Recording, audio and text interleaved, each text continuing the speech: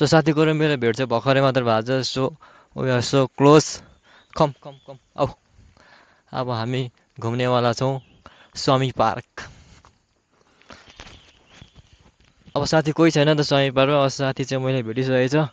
अब जानुपर्ने हुन्छ उकालोतिर। सो साथी के छ खबर? ठिक छ? आऊ आऊ आऊ। यो हो स्वामी पार्क। छिनमा हुस्सो लाग्ने, छिनमा घाम लाग्ने। सो मौसम इज सो पर्फेक्ट।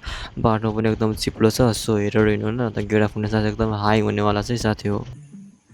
फुल हो थाहा भएन, तर फुल चाहिँ दामी फुल छ। त्यो पनि जङ्गलको बिचमा। This is pink flower. So ladies and gentlemen, Swami पार्कको बाटो चाहिँ यस्तो दामी छ। एकदमै लेउहरू लागेको जस्तो छ होइन, एकदम बबाले छ। मौसम पनि पर्फेक्ट छ है, एकदम दामी। अब अलिकति वरिपरि हिँड्नेवाला छु म। सो यस्तो दामीवाला भ्यू पनि देखाइरहेको छु। सो भ्यू पनि हेर्नु होला। सो एकदम पर्फेक्ट जङ्गलहरू पनि वरिपरि छ होइन।